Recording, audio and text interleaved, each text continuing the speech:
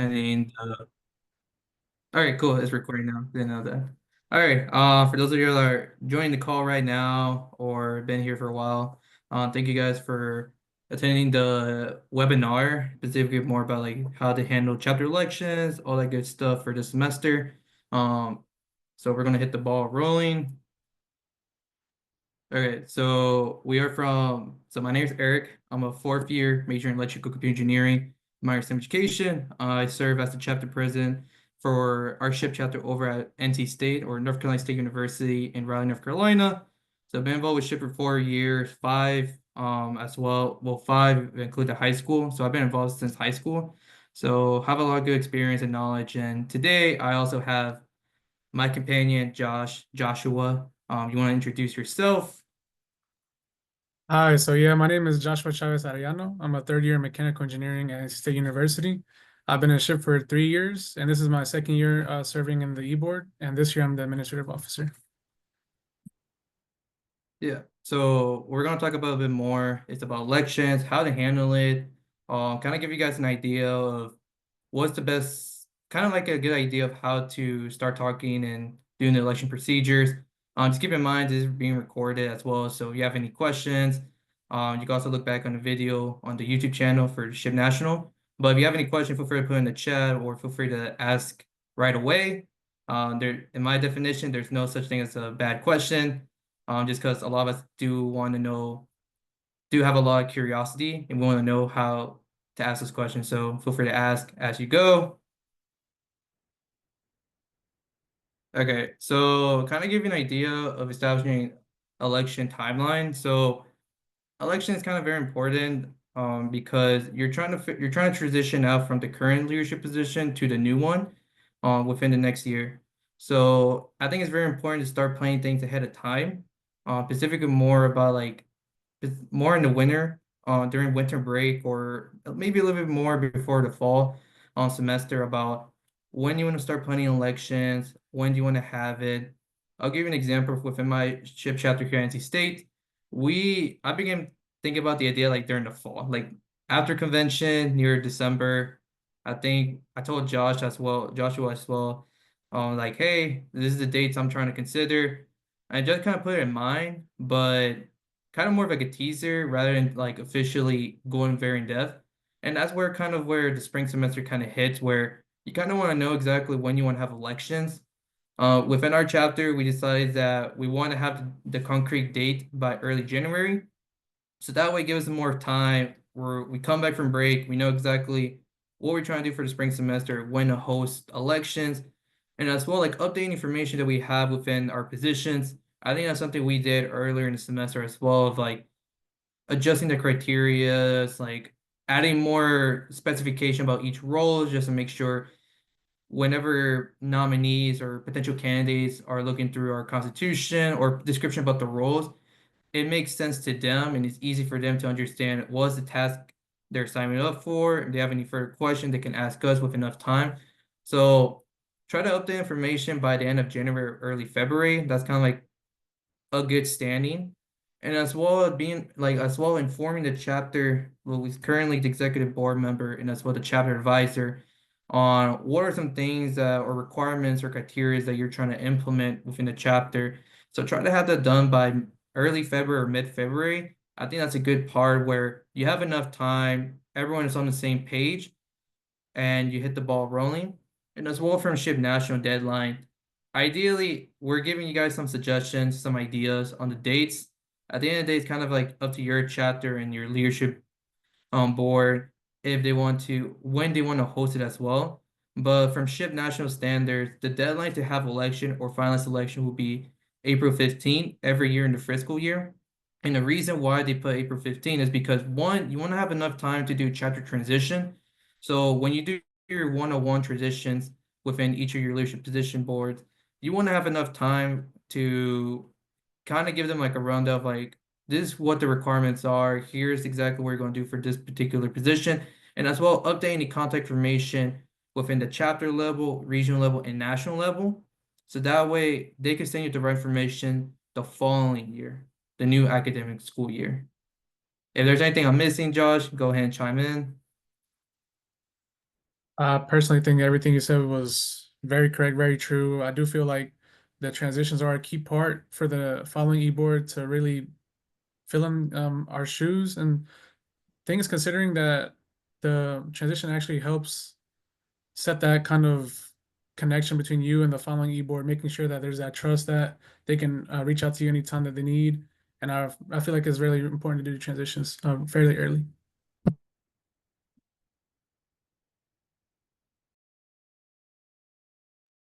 So yeah, for our election timeline, we do have open e-board meetings, and I believe we had two this semester for people that were interested in applying for e-board or thinking about joining e-board in the future. So for our open e-board meetings, we do have our members sit in with us on. I think we had one on a Wednesday and one on a Thursday in case there was conflicting schedules, and we did this so that everyone had the opportunity to either show up to at least one or go to both, and that really showed commitment and also initiative to be able to join the e-board and also showed us who really wants to run for eBoard in the future. So we did this last month in February, and it went fairly well. We had a good amount of members that showed up, and it really showed initiative to our members and who really wants to put their foot forward to become in the eBoard in the future. And for our eBoard interest meeting, we had members that want to run for actual leadership positions and that they must attend this eBoard meeting because this is where the current eBoard went over their positions and did this in order for people to fully understand what the position entails. And this really showed initiative for the people that do want to have a position and fully intend on running for the eBoard in the future. Yeah, like Joshua was mentioning that it's kind of like a way for us to show members like what being part of the leadership and ship within our chapter specifically or any chapter as well. Like what do we do as well aside from like hosting events? Like how do we plan out different events? Also ask for their input about like if we were to create this event, like I think for example we did like a mentorship. We're trying to figure out how to do a mentorship event. We asked them specifically like, hey, like what do you guys think about this XYZ?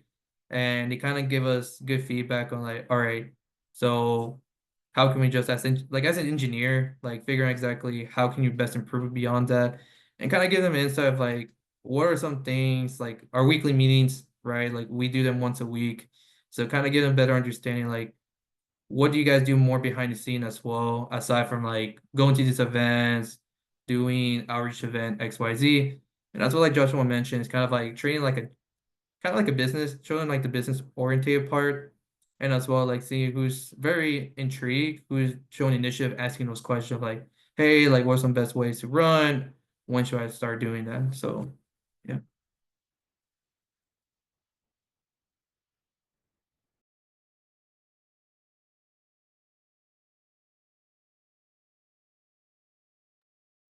Yeah, so furthering the election timeline, our application does open. I believe it opened once we gave out that interest for the e-board meeting. So we have our nominations for the executive board positions. They open up at that GBM or that event that we have, depending on what the chapter decides. And then we do have the administrative officer, which was me this year. We do create the Google form that is similarly have like a similar platform to the ones that are before to keep everything non-biased and make sure that everything is set in stone, everything is clear to the person that is running. And this begins in late February, early March. And then by mid-March, the application actually closes and the nominations for the e-board positions are closing. And this is when we verify that they're a paying member, that they are actually people that are able to run for the position. And then we have our election day, which is where they have to attend the town hall event where they give their 5 minute pitch to the members and they also allow for everyone else to see what they want to run for and why they should be voted for the position that they're running for.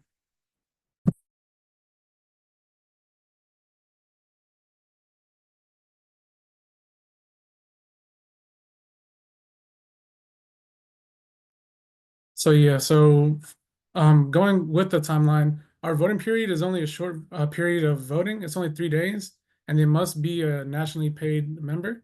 So I believe that is $10 that is paid to the national organization, and this opens up after the event. And now once we get the results of the voting, we have to examine the voting results, and our chapter advisor actually verifies the final results. We try to keep it as unbiased as possible, so we do not actually um, have look over the final results. It is actually our chapter advisor to have a third party look at everything, and this can take up to 1 week. And then once we have the actual voting results in, we do a callback or announcement. And these e-boards will announce a new leadership team, and then we will have our chapter transitions before the end of the semester and the end of the year. Yeah. So that's kind of like how kind of our time, like Pacific Morphin chapter normally do elections. I know for some chapters, I see them do like shorter voting period where they do like a ballot and you have to be there at the event. You do the ballot on the spot, and then they tell you the result the following day. It really depends on the chapter and the day on like what your decision is. And I think it's very important to like have an idea of like how long it's going to take. So that way that information being passed along ahead of time. Ideally before April, like mid-April. So that way you do your transition on time, but you have enough time where it doesn't interfere during finals or during summer break. So just kind of like a little consideration as well.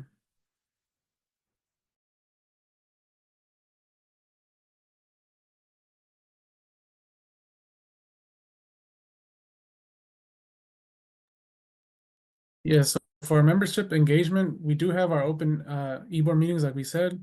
This is an opportunity for members to see how an executive board meeting is run.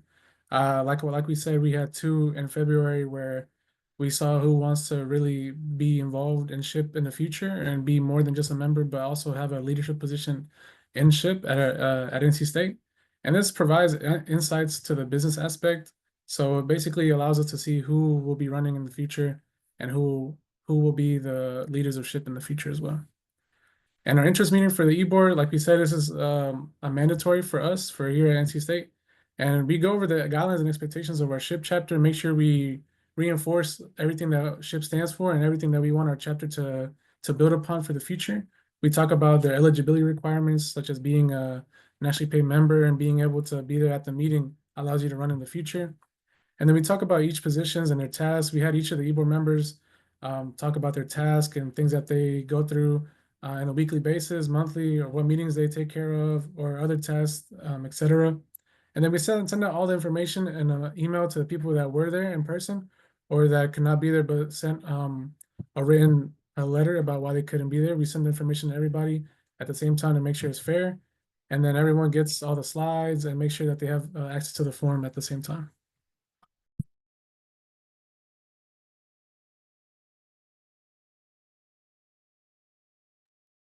So for our guidelines for the election procedure, the member that's running has to be in good academic and disciplinary standing. They have to be a full-time student. They must have at least a 2.0 cumulative GPA, and the nominees must complete their application and pay their national dues by the deadline of the applications. Yeah, so like how Joshua mentioned about the previous slide, kind of like an idea of like how our procedure work or guideline for election within our chapter works. To go more in depth, like in depth, first thing you want to make sure that you're good academic standing, right? So because at the end of the day, you're a student, right? You're there for a reason, college. So we want to make sure that you succeed and you're not only passing your classes, but we want you to graduate. I think that's the main end of the day. And as well, be a full-time student. I know there have been some cases where some students have done co-ops um, before within our chapter, so it was pretty feasible. But it's up to the chapter end of the day of like how they want to handle that commitment. I know for people who were doing co-op, they were in the area, so it was pretty feasible. But I think it's up to discretion of the executive board to see if is that allowed or not. Same thing with the GPA requirement. From our student constitution within our SHIP chapter, our requirement is at least a 2.0 cumulative GPA. But I know other student chapters they have a bit more higher. I think one chapter in Region 7 in Florida it was like a 2.5. I know like some other chapters like in the West Coast it's like a 3.0 GPA. So it really depends on the chapter on like how like what type of requirement you want to have for the GPA. And as well, like we put the emphasis on the national dues on you have to pay your national dues because there's so many cool opportunities that SHIP National has, but we also it's also a good way for us to verify like if they have paid their dues or not. So as well with the application, kind of do at the same day and the same time, that type of aspect. And then just to go more along about like expectation within the executive board that Joshua touched upon within the previous slide as well. Um, you whoever is an executive board member for next academic school year is required to attend weekly e-board meetings. So that's where we go more in depth about how we plan things, we execute them. Is there anything we need to follow up? It is time to take advantage of that. Just because we're trying to be very efficient as much as we can, and 1 hour is 1 hour, and we want to make sure everything's being said and we know exactly what to do for the next executive board meeting. As well, attend BM meeting. That's kind of like the expectation we have, but at the same time, we do understand that from our end, we're college students at the same time, so we understand that maybe some of us have class or a lab at the same time. Maybe we have something happens because we're young adults as well. So as long as you communicate with the executive board as a whole, you're fine. Like I touched beyond before, plan and execute chapter events throughout the academic school year. I think it's very important because you only have 1 year to do as much events you can. So try to hit whatever events you want to target, the bigger projects, but still do the smaller events. Any events you want to do, like the mentorship events, Shiptina events, what else? Technical workshops, company workshop, or professional development workshops, that type of stuff. And then this last bullet point, doesn't apply to all chapters. I know some chapters have put in their constitution, but I think it's something new that we added. So for our chapter specifically, you cannot serve or hold another leadership position in our student organization on campus. The reason why we started implementing this year is because there's been a lot of overcommitments for the past few years since I've been involved with SHIP or even before that. So it's kind of like you put whatever you put into it, and we know that sometimes, as of right now, like we don't want to stress each other out even more, having a second or third commitment on top of what we do in for SHIP chapter. So we want to make sure that quality over quantity matters at the end of the day. So I know this doesn't really apply to a lot of chapters, but I think for our chapter or some of the bigger chapters specifically, it does apply to them. But at the end of the day, kind of on the student chapters or your chapter specifically, if you want to hold this or not. But as of right now, it's been really helpful. It kind of helps us focus more on what we have to do for SHIP, school stuff, and then outside us have enough time for us to relax and have fun as well, de-stress ourselves. Okay, and then for the campaigning part, specifically more within our student chapters, within our student chapter here at NC State, we did not campaign. We can't campaign in our personal social media accounts, or like, you can't say you're running for this position on your personal Instagram account or LinkedIn. We can't do that. Or you cannot use like any official SHIP chapter social media platform, for example, our chapter group me, WhatsApp, Instagram, or LinkedIn, or endorse people as well. And as well, you cannot use our SHIP or local chapter logos. Just more of like it's more you're trying to sell yourself, kind of like do like a 5 minute elevator pitch during election day. So it's kind of like you're gonna have the opportunity to present in front of the audience, your SHIP familia, but you also want to make sure like, hey, like kind of have you practice when you talk to companies or recruiters at a career fair, kind of like give your spill and like what are some things you want to hit for next year, why do you deserve for this position. And then as well, like respect all members running for any position. We're a SHIP familia at the end of the day, so we always want to make sure that we respect everyone needs to respect each other, whoever is running. We do keep it like executive board member, we do keep an eye on like if things doesn't go the right way or people are being disrespectful, we take that consideration and make a note on that. And as well, to reiterate about election day, you kind of get a 5 minute presentation max. It's a hard 5 minute presentation elevator pitch, and each nominee will only have one slide. So you will have the slide behind when you're speaking, but at the end of the day, it's based on your negotiation, your public speaking, and some key aspect of why you want to be in the leadership position for next year. and there is no Q&A session. I know some other chapters do have Q&A sessions, but because of high demand within our chapter, we do want to respect everyone's time. So that's kind of the reason why we don't do that. But I've seen other chapters do that. I think that's a pretty cool idea. Or for campaigning, I do see other chapters doing like their own social media stuff, more internally, like word of mouth. So, like I mentioned before, it's really up to the chapter at the end of the day, like how you take away from the campaigning, but also just be very mindful or not monitoring all the time, but kind of be aware of like if it's being by the book or not. Like make sure everything is fair play, make sure everyone's being respectful or not. Otherwise, you're gonna have to intervene and kind of get them a warning or give them a citation of like, hey, you're breaking our guidelines, like you shouldn't be doing this. And yeah. And then for the voting period, so for our chapter, we use Google Form, but I know other chapters use in-person ballots. Like you write on a piece of paper, there's a ballot, you insert and put the name on the positions. I've seen other chapters do that, but whichever one works for your chapter works. But I'm just going to use Google Form in this case because that's what we use a lot for our chapter.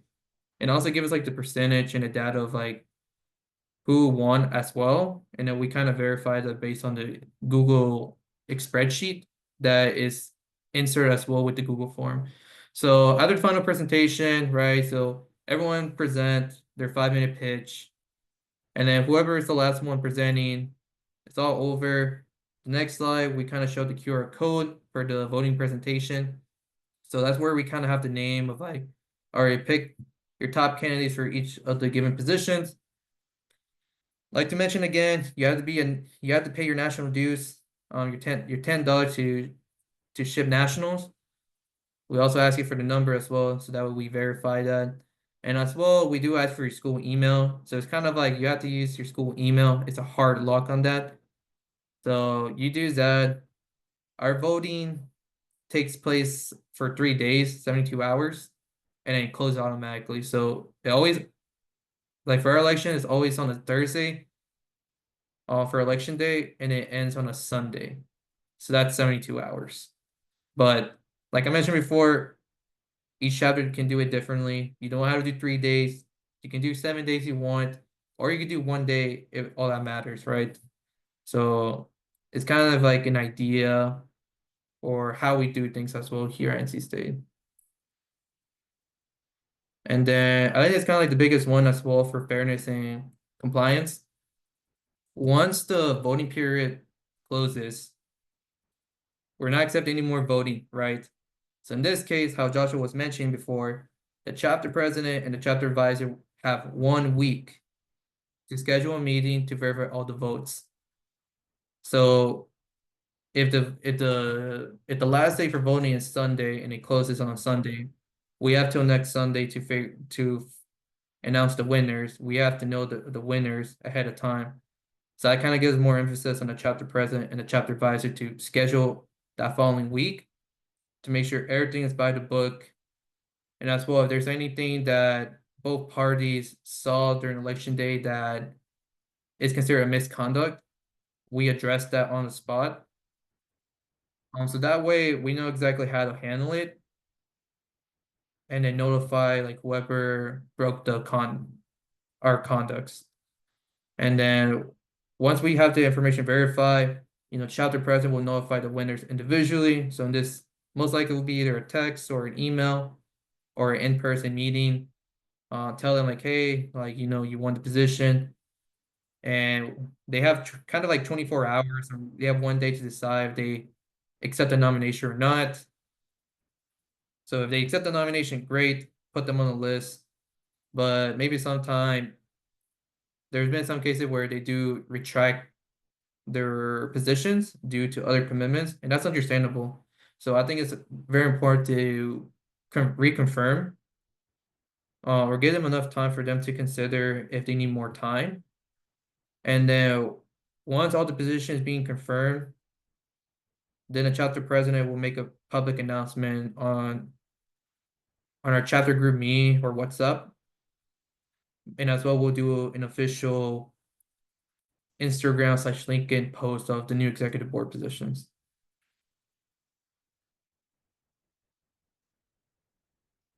And then some reflection and challenges and improvement about elections.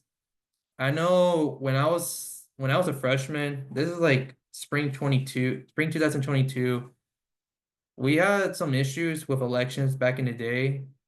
I think it was mainly because it was mainly handled specifically more with the executive board member at the time. So there wasn't no third party like we've been mentioning about. And I think one of the students or ship members made a formal complaint to our chapter advisor, and they had an issue afterward about like, hey, like as a chapter advisor, like I also need to be informed about these decisions. So that's kind of where we have our chapter advisors be more involved with election, kind of make sure that like more internally within the executive board, there's no biases going on. Even there wasn't any bias at the time, we also want to make sure we do it by the book. Um, so I know this year specifically, I kind of told my chapter advisor, like since early January or February, like, hey, this is how election is going to run, and update any information that we need to do in the student constitution. Just because like that is kind of like the hard book that a lot of people will go through. So we want to make sure we update that to reflect on what the procedures that we're doing as a student chapter, and as well for advisors to understand like what are the procedures are going that were taking place. So if we have any new requirements, I know some requirements for some student chapters. I know down in the south they do like a point system, so you got to collect a certain amount of points in order to be eligible to run for a position. So it could be like attend one general body meeting, two workshops or something. But other requirement can be just like, hey, as long as you pay your national dues and your good academic standing, you're eligible to vote or to consider to run.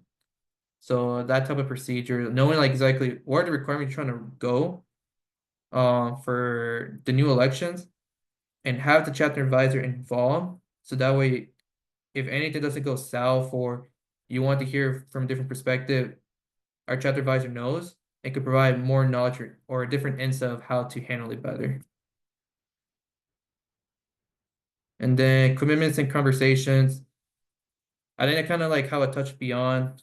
I know a lot of us are young students. We tend to do a lot of things, whether it's being involved with different organization, leadership positions, or our responsibilities. Whether it's at home, personally, or mentally. But we also have to understand like that this is kind of like a commitment as well, and that's where communication is very important. If Joshua, do you want to elaborate a bit more on that? Yeah, I feel like for commitment, it's definitely ship is definitely something that you have to go all in for, especially like for a student chapter. I know that we all have our own classes and our own expectations for how we want our school year to go. But once you run for ship, and you get the position that you're running for, and you commit to that, it's kind of important for you to continue your commitment throughout the year, regardless of what's. I mean, always, schools come first, and just communication is very key with the president or with other e-board members to really know what's going on, to make sure that there's no miscommunication going on, making sure that school comes first, and if ship is something that um, you're going to have to talk to the e-board with, then it's a conversation that must be done, and it's definitely something that it's all about communication. Ship is a big familia, and being able to trust one another is a key component of being committed to a ship. And if sometimes the commitment has to um, take a pause, and I mean that's something that should be talked about with everyone. So Yeah. And like how Joshua mentioned, like it's very important to also be open and like very transparent about these conversations.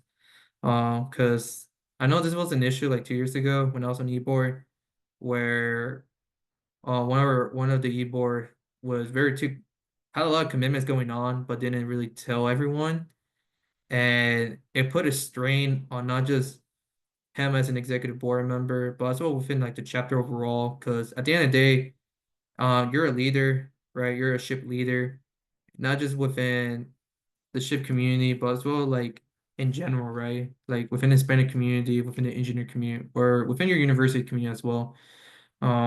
Just have this conversation, just be open about it, because there's things that are going on in life that we do understand, but you had to tell us, like you had to talk to us. Communication is very key.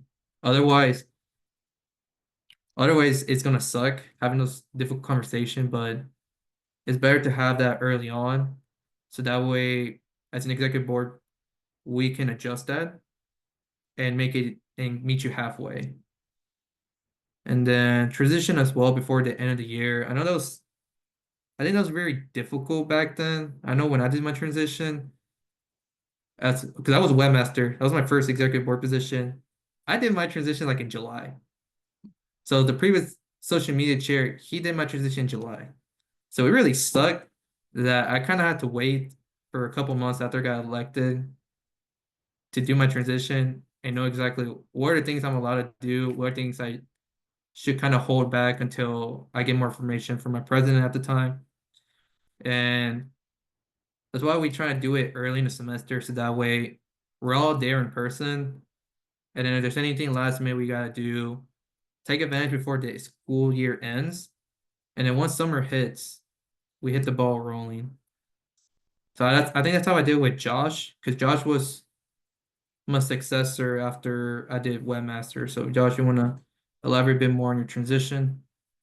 Yeah, the transition was definitely, it was amazing. Eric reached out to me, I think within a week of me getting the position, and he really helped me with everything that I needed to know before I started taking over the webmaster role. So I know we met in a public area. We sat down for I think an hour just talking about everything, that all the passwords that I need to know, all the contacts.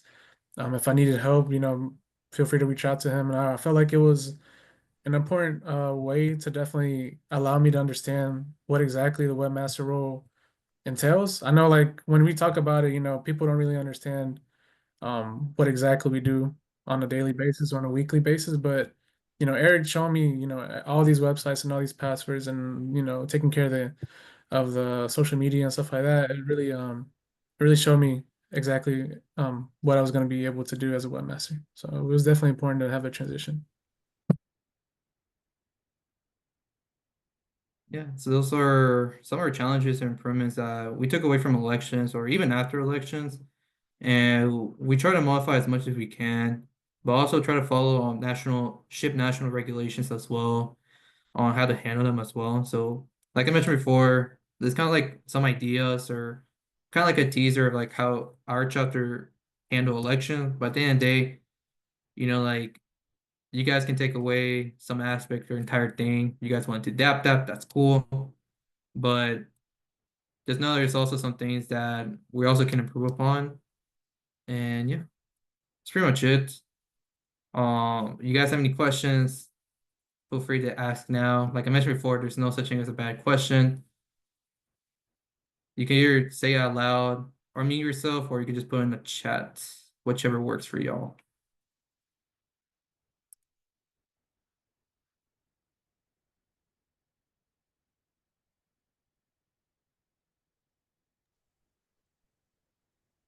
So while my fellow attendees think of questions, I do have one for you, Eric and Joshua.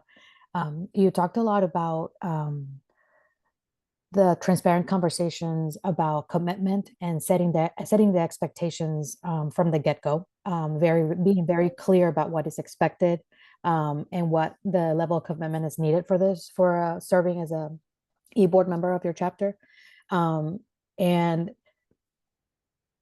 I think is a very, very important conversation to have. I have personally helped, or been in conversations with other chapters whose e-boards are struggling with this a little bit because they have overcommitted members.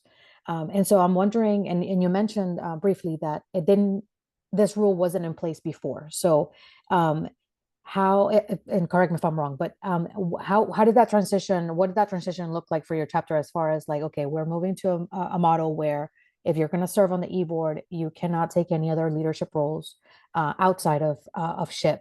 And how was that received? How was that process, if you don't mind? Because for those of us that are thinking about moving in that direction.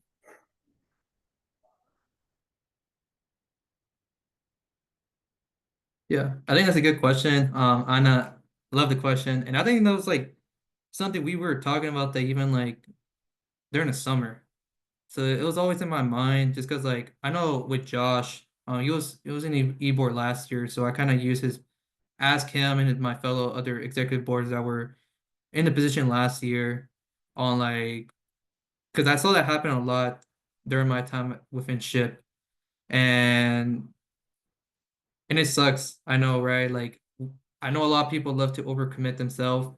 I know personally for me, I love to be very overcommitted, do a lot of things within different leadership positions. But at the end of the day, you kind of have to be realistic. Like you don't want to burn yourself out too much. I think the biggest thing that a lot of people take into consideration is not only you have to plan the events out, but you also have to attend those events. And sometimes it really depends on the executive board on the understanding as well. If because I know like within SHIP, you kind of have to attend as much meeting as you can, but communication is very important. But I think it's kind of like the key aspect where it's like you can't you have to show up to these events. The plans that you're executing for both events, like you have to do it. And like I think there's some cases where like there was like time conflicts where like there was two events happening at the same time and it kind of had to run back and forth. I think that's something like where it's like I think it would be best if you just stick with one. Um, I think Josh has a lot more insight on that as well. So you want to give your little spill, Josh? Oh yeah, definitely. I think it's definitely more of a style of how the chapter president runs the organization as well. I know this year we've had I would say a few more meetings than we did last year. And it definitely does allow our members to see that depending on how many meetings you guys want to have throughout the year, you guys have to be ready to commit to every single one, unless there's like a class conflict or something that's maybe personal. We definitely try to tell our members, if you're running for e-board, you have to be ready to, our weekly e-board meetings, that's mandatory. Every meeting that we host is mandatory as well, unless there's a conflict. And you have to I think we have to let our vice president, or of course we have to let Eric know, which is our chapter president. You have to at least let someone on the e-board know of your absence. Commitment to us is very important, but of course we're always willing to listen and learn and be able to hold you accountable to things that are out of your control. So it's definitely you don't want to overcommit, but you also want to be able to go to every event that you can and not just not show up just because there's always has to be a valid reason to not be committed to a SHIP. So that's what I have to say. Yeah, I know this year we kind of tested the water out. I think within our executive board, we didn't really. I think none of us have other leadership position on campus, but that doesn't. But like when we talk about on campus, just like student organization, so like I know a lot of us have work study, have jobs, or research, undergrad research, right? That doesn't count because you have to work, right? So we understand that. And as well, I think I'm trying to remember the other thing. Oh, being a student ambassador, that's also another way. I think that's like another thing that doesn't really count within the rules that we made. I think this year kind of like we were testing the water out, and I think overall, like Josh mentioned, we had a lot more meetings than expected, but that's because like we're planning on bigger events, so, like our Dia Essencia, our SHIP Gala, our cross chapter collaboration with our nearby SHIP chapters or engineering societies like NSB, SWE, ACES. So I know it's a lot more we put into, but that's because like we're very passionate about it. We want to give back to the community as much as we can, but also be very mindful of like how much work we have to put into and the amount of planning and execution we have to do from our end as well. So yeah. Thank you for that. I think I fully understand where you're headed and why you're implemented such changes. And it sounds like you're also trying to balance it out, right? And not tell people, you cannot do anything else outside of SHIP because that's not realistic. Like you said, people have to work or do their other activities that are related to their studies. So I don't know if anyone has any other questions.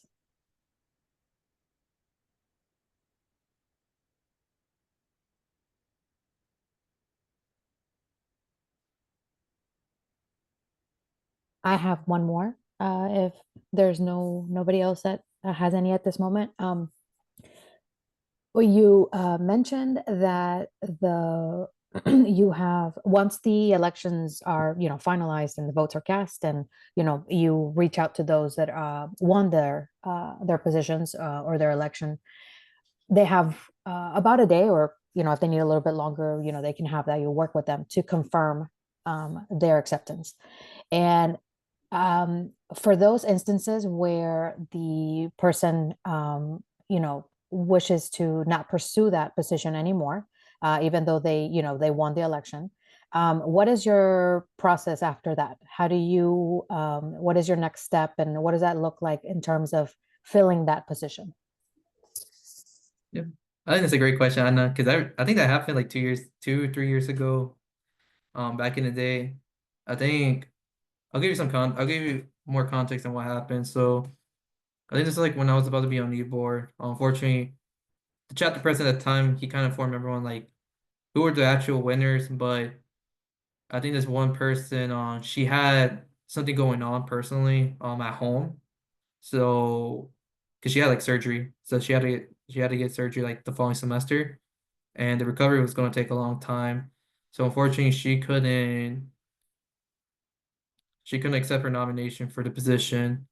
And what the chapter president did at the time is he still, I think just being there, I think just very important to know like what are some commitments going on. There's conversations. Like we've been mentioning about Josh and I, is that it's very important to have commitment. Like we want to know like you're 100% down for it, but we also need to be aware of like what are some external factors that hinder your might hinder your progression within this role if you were going to take it. And I think our chapter president did is that he understood the situation, right? Talked to the executive board regarding about that, because I think that's like a bigger issue. But I think from his perspective, it was more of like, well, like if it wasn't, if she doesn't, at the end of the day, it's kind of like her final decision if she wants to take it or not. But I think at the time she didn't, just because she knows there's a lot of things going on with her, and that's totally fine. I think it's very key to have this conversation ahead of time. Just because like I know there've been some cases where like people want more than two roles. I know within our chapter, you can go up to 3 4 executive board position. We have people that want like 3 positions, and I remember the chapter president at the time had to like talk to that person individually and see like, all right, like out of those 3, like which one do you want? Like which one's like your favorite position? And then that person gave her the role, like, hey, I want this position actually. And then based on that, she contacted like the follow-up people, the runner-ups, and the same thing, on just asking like where the like if they're still committed or not, if they're interested. And that's kind of where like the 1 week period is very important, because that gives you more time, enough time to like have those confirmations and follow up on exactly like the people who are still interested, kind of like a job, right? Like an internship job, like you want to know like the response immediately from the person you're giving the offer. If that person accept the offer, that's great. If they decline the offer due to other reasons, you kind of want to fill the spot as fast as like ASAP. So that's where can you have to contact the follow up. And if they accept it, that's great. If they don't, you got to keep on following up.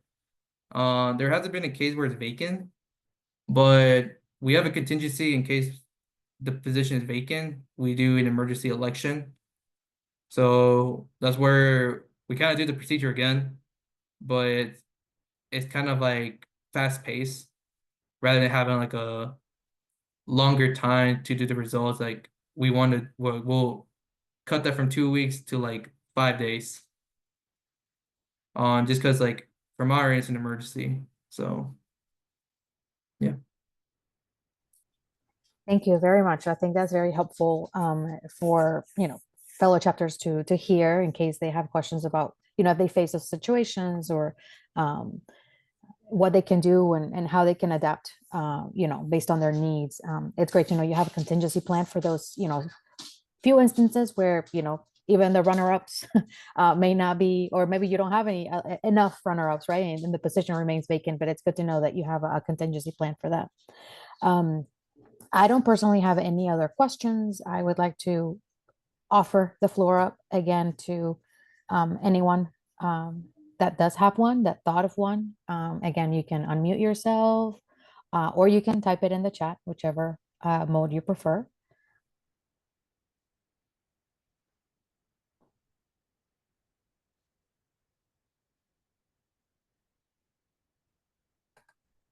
I just realized I was not in camera when I was asking my questions. Sorry about that, guys. Good.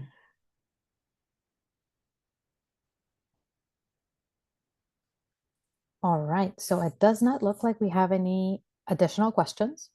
I want to thank everyone for attending, and a special thank you to Eric and Joshua for their great presentation and information, some very thought-provoking strategies that you guys implemented your chapter, and I think it will be very helpful for just all chapters at SHIP that have those questions and wish to move in those directions, see how they can adapt those.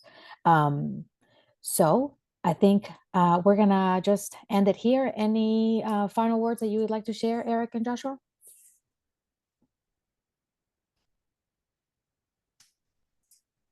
We just want to say thank you for hosting us. Thank you for everyone that was here today. So I hope you guys learned something, I guess.